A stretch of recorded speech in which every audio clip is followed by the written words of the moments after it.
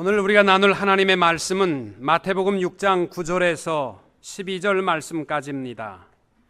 그러므로 너희는 이렇게 기도하라. 하늘에 계신 우리 아버지여, 이름이 거룩히 여김을 받으시오며 나라가 임하시오며 뜻이 하늘에서 이루어진 것 같이 땅에서도 이루어지이다.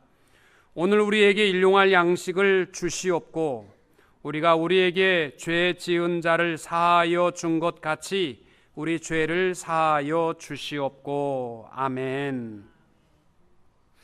오늘은 주기도문의 네 번째 시간, 죄 용서에 관한 말씀입니다. 하나님께서 우리를 하나님의 자녀로 삼으신 것은 우연이나 무슨 로터리 티켓 당첨되듯이 당첨된 것이 아니라 에베소서 1장에 보시면은 하나님께서 창세전에 우리를 이미 택하여 계획하여 주셨고, 또 성자 하나님 예수 그리스도께서 십자가에 피 흘려 죽으심으로 구속 곧 죄 사함을 주셨고, 성령 하나님께서 우리의 보증이 되어 주시고 너는 하나님의 것이라 라고 도장을 꽝 씨를 찍어 주심으로 말미암아 우리가 하나님의 자녀가 되었음을 말씀하고 있습니다. 우리가 하나님의 자녀가 되었으면 해야 될 일이 여러 가지가 있지만 그 중에서도 꼭 해야 될 일이 있다면 우리 아버지를 닮아가는 자녀들이 되어야 할 줄로 믿습니다. 그래서 예수 안에 신앙생활을 한다는 것은 다른 말로 하면 주님의 모습을 점점 변하여 닮아가는 것입니다. 예수님께서 이 땅 위에 오셔서 제일 먼저 기적을 베푸신 것은 가나의 혼인잔치에서 물로 포도주를 만드신 변화의 기적이었습니다. 이 사건은 예수님께서 이 땅 위에 오셔서 하셔야 할 모든 공생애의 주 테마가 변화라는 것을 선포하시는 의미였습니다. 슬픈 마음들이 예수를 만남으로 기쁜 마음으로 변하고, 어두움과 죄악에 속한 자들이 예수를 만남으로 빛과 생명에 속한 자녀들이 되고, 죽음에 거하는 자들이 하나님의 영원한 생명의 자녀로 변화되는 것, 이것이 예수를 만남으로 주신 특권인 줄로 믿습니다. 예수님의 사역 중에 최고의 사역은 본래 우리는 악한 마귀와 거짓과 욕심의 자식이었지만 이제는 우리가 하나님의 자녀로 우리의 신분을 변화시켜 주신 것인 줄로 믿습니다. 그래서 우리 하나님의 사람들은요, 예수 그리스도 안에서 변화된 자들이고 지금도 주님의 모습을 닮아 변화되어 가는 자들, 이것이 우리들의 자리인 줄로 믿습니다. 만약 우리가 변화되기를 두려워한다면 우리는 언젠가는 주님의 곁을 근심하며 떠날 수밖에 없습니다. 한 부자 청년이 예수님을 찾아와서 고백했습니다. 주여, 내가 남의 것을 토색하고 빼앗은 적도 없고 10의 1조는 반드시 드렸고 하루에 3번 이상 기도했고 율법을 다 지켰습니다. 뭐 더 지킬 거 없습니까? 그러니까 나 주님 제자 되기 원합니다.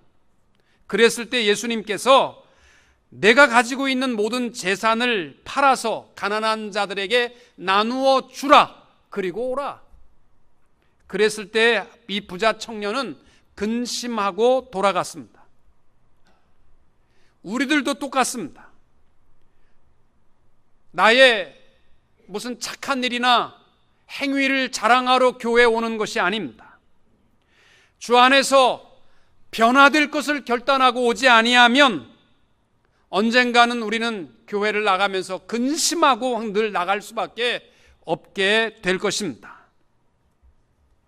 로마서 12장 2절에 너희는 이 세대를 본받지 말고 오직 마음을 새롭게 함으로 변화를 받아 하나님의 선하시고 기뻐하시고 온전하신 뜻이 무엇인지 분별하라, 이렇게 우리에게 말씀합니다.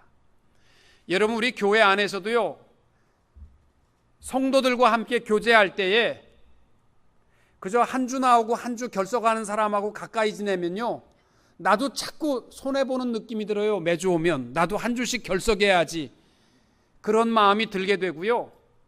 또 욕 많이 하는 사람하고 가까이 지내면요, 나도 모르게 말이 거칠어지게 되어 있고, 유행가 좋아하는 사람하고 가까이 지내면요, 찬송가 다 들어가고 나도 몰래 룰루랄라 부르는 노래가 전부 뽕짝 노래를 부를 수밖에 없는 거예요.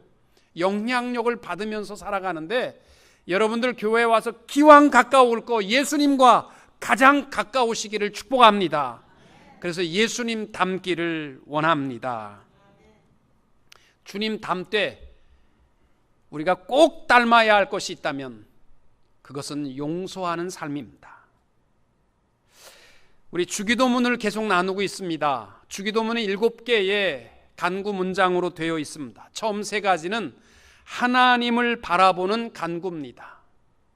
하나님을 먼저 바라보는 기도이어야만 하나님도 알 수 있고 우리 스스로도 내 자신을 발견할 수 있습니다.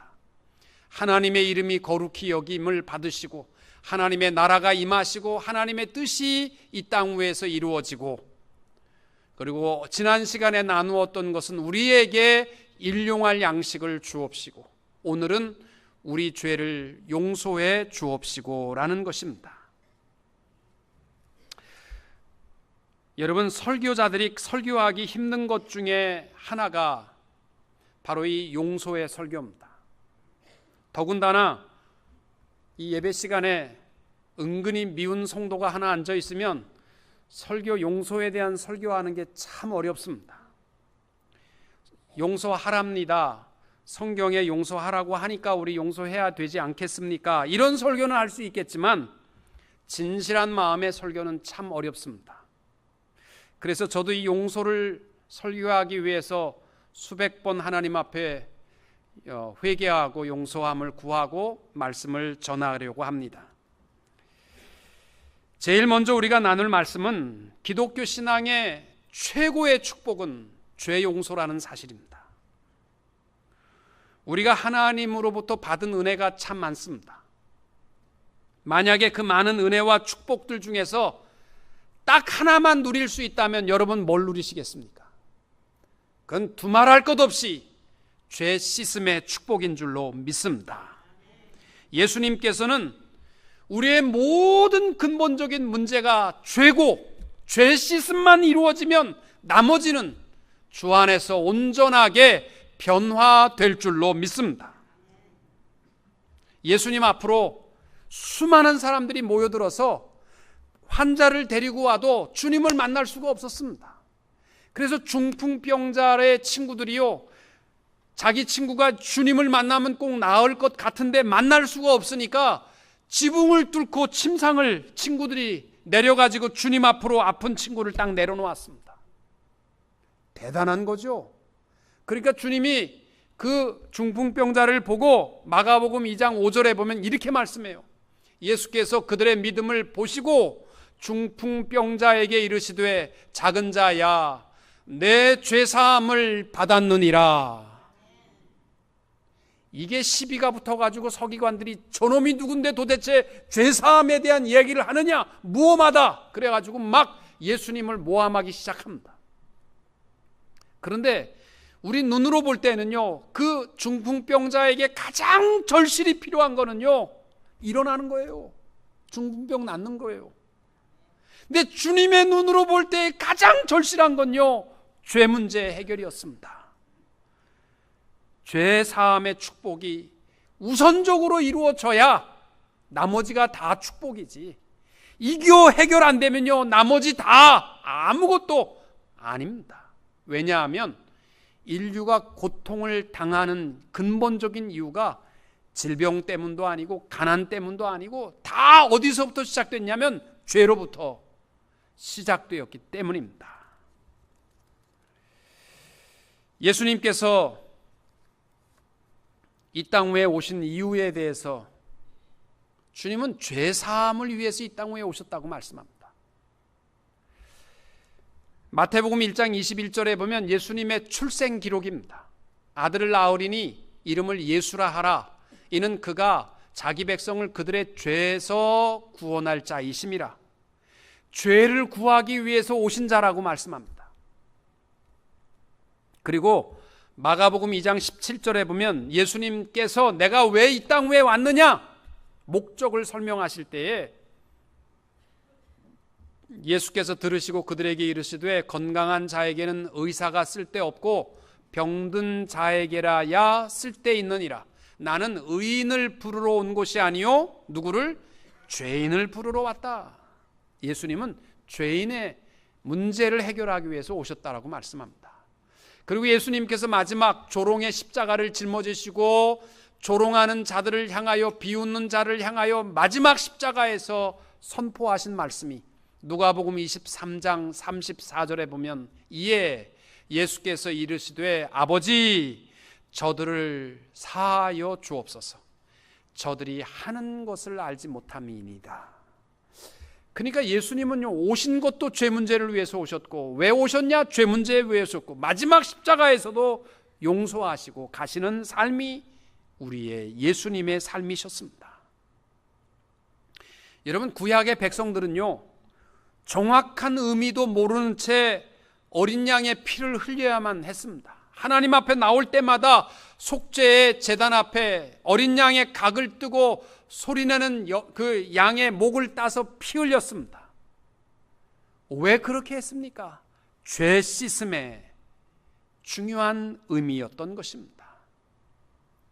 오늘 우리가 교회에 와서 예배를 드리는 것도 그렇습니다. 꼭 기억해야 할 것이 교회는요 무슨 강의 들으러 오신 것도 아니고 사람 만나러 오신 것도 아니고 여러분 옷 잘 입은 거 자랑하려고 오신 것도 아니고 용서받는 자의 기쁨, 죄 씻음을 위하여 오신 줄로 믿으시기 바랍니다. 이사야 1장 18절 주님 앞에 나오면 할 수 있는 게 뭐예요? 여호와께서 말씀하시되 오라 우리가 서로 변론하자 너희 죄가 주홍 같을지라도 눈과 같이 희어질 것이요. 이게 하나님 앞으로 온 자가 누리는 축복이에요. 고린도전서 6장 11절 너희 중에 이와 같은 자들이 있더니 주 예수 그리스도의 이름과 우리 하나님의 성령 안에서 뭐예요? 씻음과 거룩함과 의롭다 하심을 받았느니라. 우리 예수 안에서 성령 안에서 누리는 최고의 축복이 씻음이에요. 디도서 3장 5절 말씀 우리를 구원하시되 우리가 행한 바 의로운 행위로 말미암지 아니하고 오직 그의 긍휼하심을 따라 중생의 씻음. 왜 어떻게 구원받았냐? 다른 거 아니에요. 씻음 때문에 우리가 구원받게 된 줄로 믿습니다. 그런데 현대의 교회의 성도들은 설교 중에서 가장 듣기 싫은 설교가 회개 설교입니다. 왜 하고 많은 이야기 많은데 용기 내십시오. 하나님이 함께 하십니다. 그런 설교 많은데 왜 또 죄 설교하고 씻음에 대한 피에 대한 설교를 하느냐? 뭔가를 단단히 착각하고 교회에 오시기 때문입니다. 모든 평화, 모든 풍성함, 우리 자녀들이 다 잘 되는 거, 우리의 삶이 승리하는 거, 그 모든 문제의 핵심은 죄 씻음에 있는 줄로 믿으시기 바랍니다.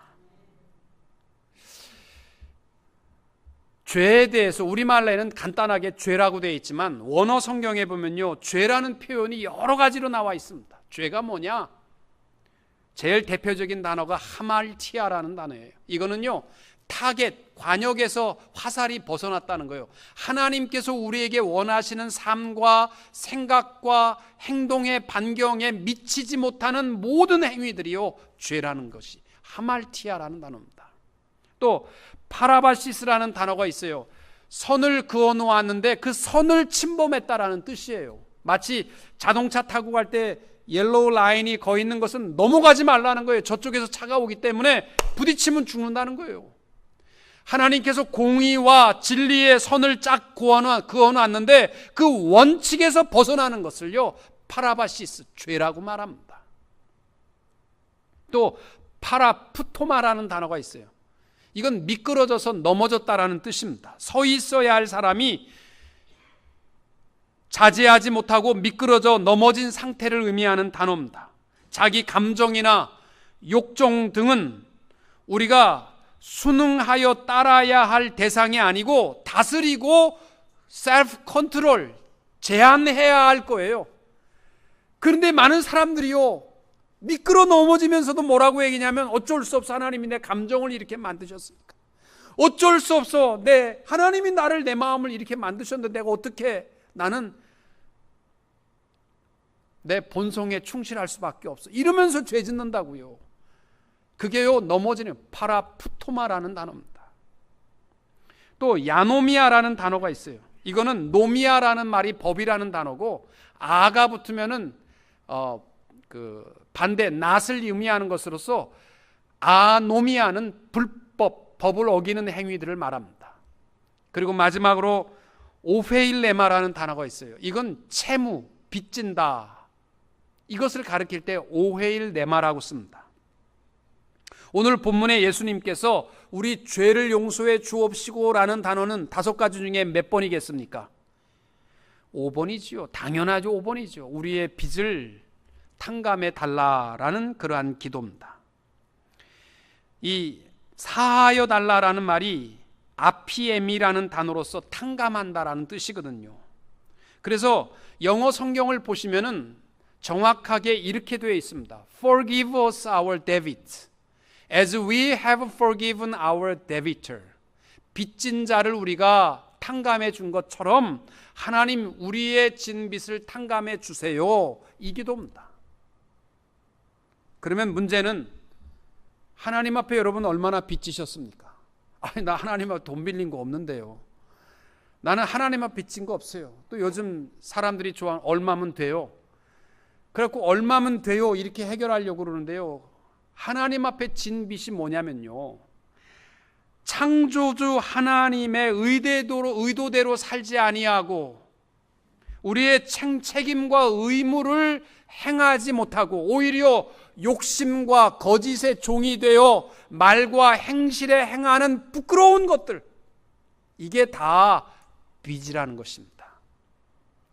그래서 그 빚을 우리말 성경은 더 이해하기 쉽게, 우리는 그게 빚이라고 생각하고, 우리는 다 빚하면 돈만 생각하는데, 하나님의 창조주 하나님이 나를 지으신 대로 사용하지 못하는 것에 대한 빚이에요. 그래서 그거를 우리는 죄라고 번역했습니다. 여러분, 인간이 얼마나 부끄러운 빚을 범하면서 살아가는지 아십니까? 로마서 1장 26절 이하에 보면 이렇게 되어 있습니다. 이를 인하여 하나님께서 저희를 부끄러운 욕심에 내어버려 두셨으니 곧 저희 여인들도 순리대로 쓸 것을 바꾸어 영리대로 쓰며 이와 같이 남자들도 순리대로 여인 쓰기를 버리고 서로 향하여 음욕이 부릴 듯하며 남자가 남자로 더불어 부끄러운 일을 행하여 저희의 그릇됨과 상당한 보응을 그 자신에 받았느니라. 또한 저희가 마음에 하나님 두기를 싫어하며 하나님께서 저희를 그 상실한 마음대로 내어버려 두사 합당치 못한 일을 하게 하셨으니 곧 모든 불의, 추악, 탐욕, 악의가 가득한 자요, 시기, 살인, 분쟁, 사기, 악독이 가득한 자요, 수군수군하는 자요, 비방하는 자요, 하나님의 미워하시는 자요, 능욕하는 자요, 교만한 자요, 자랑하는 자요, 악을 도모하는 자요, 부모를 거역하는 자요, 우매한 자요, 배약하는 자요, 무정한 자요, 무자비한 자라. 저희가 이 같은 일을 행하는 자는 사형에 해당하다고 하나님의 정하심을 알고도 자기들만 행할 뿐 아니라 또한 그 일을 행하는 자를 옳다 하느니라. 여러분, 이 시대의 모습 그대로 아닙니까? 동성연애하는 사람들이요, 옳다라고 인정을 받으려고 하고, 나는 동성애의 죄는 범하지 않았으니까 하나님 앞 빚을 덜 졌느냐? 모든 불의함, 탐욕, 악한 마음, 분쟁, 수군수군하는 거, 비방하는 거, 교만한 거, 헛된 자랑, 다 이 죄의 결과는 뭐냐? 사형에 해당하는 죄들이라는 거예요. 그러니 우리가 얼마나 많은 빚을 지고, 죽을 빚을 지고 살아가는 겁니까? 이민 생활하는 사람들을요, 1세대를 뭐라고 얘기합니까? 빌빌 세대라고 말합니다. 노상 아파트 값부터 시작해서 빌빌 하다가 끝나기 때문에 빌빌 세대라고 그래요. 이만저만 뭐 한 달 버쩍 돌아온다. 그럼 아파트 빌 내야죠. 전기 빌 내야죠. 무슨 가스 빌 내야죠. 한국방송 텔레비전 빌 내야죠. 뭐 하여튼 별거 다 내고 나면요 먹을 게 별로 없어요. 그래서 1세대를 빌빌 시대라고 얘기하는데, 다른 건 다 우리가 감당할 수 있는지 모르지만 도저히 감당할 수 없는 거, 시간이 가면 갈수록 눈덩이처럼 점점 더 커지는 빚이 있어요. 그게 하나님 앞에 범하는 이 죄의 빚입니다. 문제는 이 다른 빚은요 다 좀 떼먹어도 그거 뭐 어쩔 수 없잖아요. 그러나 다른 건 다 떼먹어도 절대로 떼먹어서는 안 되고 떼먹을 수도 없는 게 있어요. 하나님 앞에서의 빚입니다. 이거는 조금 있으면 하나님 앞에 설 때 우리 다 그 진빚에 대해서 사형에 해당하는 죄값을 치러야만 하기 때문이에요.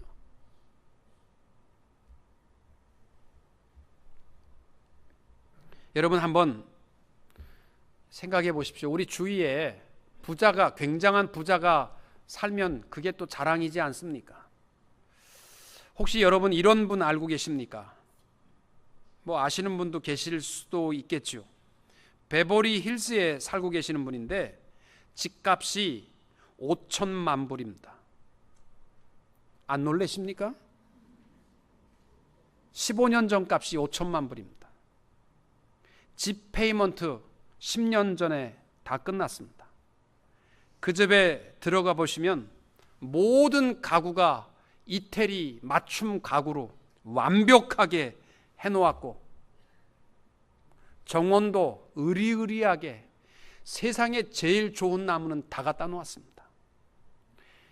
대문을 열고 차를 타고 그 집 문 앞까지 가려면요 차 타고 1분은 달려가야 돼.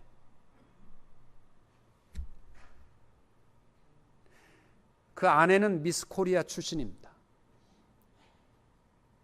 애들은 4명인데 다 하버드 나왔습니다. 누군지 모르시겠습니까? 자기 비행기도 있어서 LA 지긋지긋한 공항에 안 나가요. 자기 비행기로 다닙니다. LA 다운타운에 큰 빌딩 몇 가지가 이 사람 소유로 되어 있습니다. 그런데 건강이 안 좋아서 재물이 무슨 소용이 있겠습니까? 그러면 좀 우리 마음이라도 편안할 텐데 저보다도 건강이 더 좋습니다. 60의 나이에 매일 10km를 마라톤으로 뛰고 있고, 전문 산악인이나 가능하다는 세계의 제일 높은 8,832m 에베레스트 산의 정상을 정복한 사람입니다. 누굴까요? 가상의 인물이니까 걱정하지 마십시오.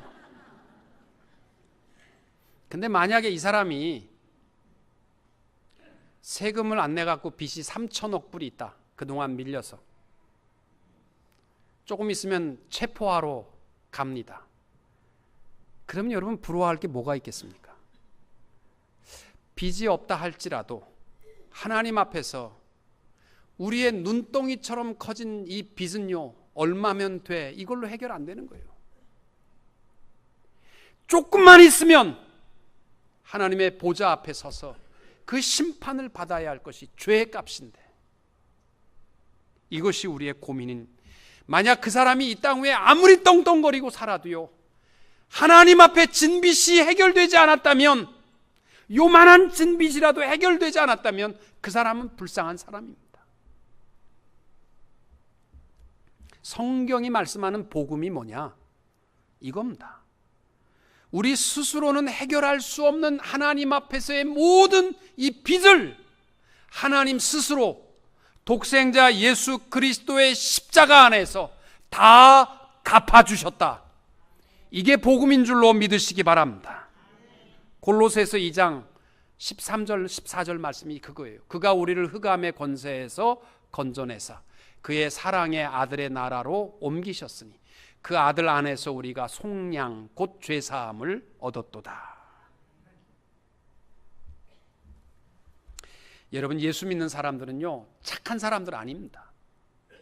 예수 믿는 사람들은요, 굉장히 마음이 넓은 사람들은 아닙니다. 단 하나, 우리의 모든 부끄러운 죄를 예수님께서 탕감받은 사람들, 이것이 바로 하나님의 사람들인 줄로 믿습니다. 그럼에도 불구하고 예수님께서 기도할 때마다 우리 죄를 용서해 주옵시고, 이거 기도하라는 거예요. 여러분, 이 마음이 굉장히 힘들 때 없으십니까? 참회의 기도를 주일날마다 하는데, 주일날 하나님, 내가 이러이러한 잘못을 범했습니다, 용서해 주세요. 그렇게 하고 다음 주일날 오면요, 또 똑같이 내가 안 하려고 했는데 또 범했어요. 그 다음 주에 와서 이번 주에는 진짜 안 하려고 했는데 또 했어요. 그렇게 계속 하다 보면 그 다음에 참회 시간에 입 다물고 있어. 해봐야 또 범하는 거 왜 또 내가 해야 되나? 어차피 죽기 전에 한 번에 다 탕감받고 말지, 그런 생각하실 때가 있어요. 근데 예수님께서 왜 기도할 때마다 죄 용서를 위해서 구하라고 했느냐? 아무리 경건한 그리스도인이라도요, 이 땅 위에 사는 동안에 죄 안 짓고 살아가는 사람은 없습니다. 정도의 차이는 있지만 우리는 다만 아는 것은 내가 또 죄를 범했구나, 이거는 알아야 된다는 거예요. 이거는 알아야지요. 그래서 파스칼은 말하기를요, 이 땅 위에 사는 사람은 두 종류의 사람이 있다. 하나는 죄를 범하고도 죄를 범하지 않았다고 생각하는 죄인과, 또 하나는 죄를 범한 후에 자신이 죄인임을 깨닫는 죄인이 있다. 전자를 희망 없는 죄인이라고 하고 후자를 희망 있는 죄인이라고 부른다. 여러분, 하나님 앞에 우리가 엎드릴 때마다 꼭 기억하십시오. 죄 문제는요, 내가 울어도 해결되는 것이 아니라, 내가 애써서 해결되는 것이 아니라, 오늘부터 착한 일을 했기 때문에 어제까지 죄 문제가 해결되는 것이 아니라, 죄는 하나님께서 해결해 주시는 줄로 믿으시기 바랍니다.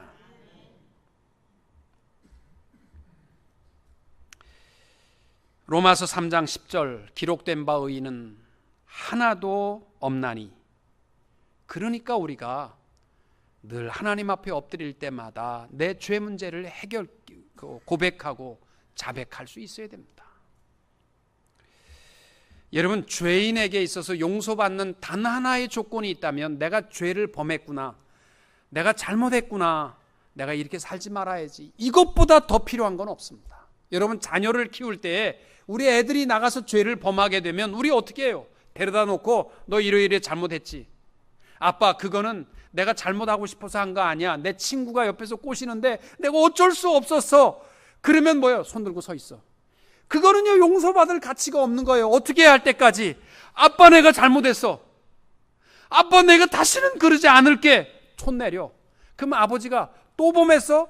너 그러면 이번에는 손 들고도 용서 안 해. 죽어도 너 용서 못 해. 그렇게 하는 아버지 없잖아요. 손 들어. 언제까지? 아빠, 내가 잘못했어. 손 내려.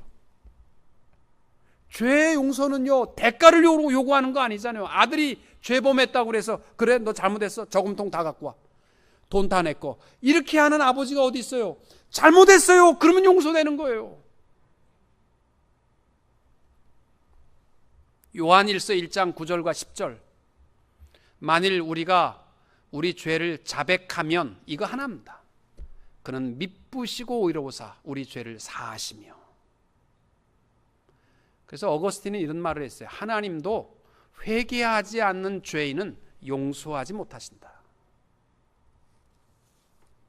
이제 마지막으로 나눌 말씀은, 용서에 대해서 매일 기도하되 우리가 우리에게 죄 지은 자를 용서한 것 같이 우리 죄를 용서해 주옵시고, 이렇게 기도하게 가르쳤습니다. 예수님께서 7가지 주기도문 가운데 7가지 가운데서도 우리 주님께서 다시 한번 부연 설명한 것은 바로 이 용서에 대한 것이기 때문에, 마태복음 6장 13절까지 주기도문이 마치면 곧바로 용서에 대해서 부연 설명해 주십니다. 너희가 사람의 잘못을 용서하면 너희 하늘 아버지께서도 너희 잘못을 용서하시려니와, 너희가 사람의 잘못을 용서하지 아니하면 너희 아버지께서도 너희 잘못을 용서하지 아니하시리라. 여러분 보세요. 내가 죄 용서를 받고 싶은 마음은 간절한데 기도할 때마다 우리가 우리 죄를, 우리에게 죄 지은 자를 용서한 것처럼 나를 용서해 주세요, 이게 얼마나 마음의 바더가 되는지 모릅니다. 여러분은 안 그러십니까? 저는 바더가 돼요. 왜냐하면 나는 미움이 있거든요. 내 마음에 못된 분노가 있거든요. 그런데 만약에 예수님, 내가 모든 사람을 이렇게 용서한 것 같이 주님 용서해 주세요 그랬다가, 그래? 그럼 나도 용서 안 하마, 그러실까 봐 내가 이 기도의 선행 조건이 너무나도 마음의 바더가 됩니다. 그러면 하나님 앞에 죄 용서를 받는 데 있어서 우리가 선행 조건, 이건 해야만 용서해 주시는 거냐? 그 의미는 아닙니다. 왜? 우리가 하나님으로부터 이미 받은 것이요, 무조건적인 사랑이에요. 주기도문 안 해왔을 때부터 하나님은 우리를 용서해 주셨습니다. 그런데 우리가 우리 죄를 용서해 준 것 같이 우리 죄를 용서해 달라라는 말은 무슨 뜻이냐면, 선행 조건이 아니라 우리 죄를 용서해 주시옵소서, 그와 동시에 우리도 우리에게 빚진 자를 용서하겠습니다 라는 결단적 의미인 것입니다. 이해가 잘 안 되시죠? 예수님의 비유를 통해서 들으면 좀 더 이해하실 것입니다. 예수님께서 마태복음 18장에 보면은 1만 달란트 빚진 이야기를 하십니다. 어떤 종 하나가 임금에게 1만 달란트를 빚졌습니다. 1만 달란트가 얼마나 되느냐면요, 1달란트가 금 34kg입니다.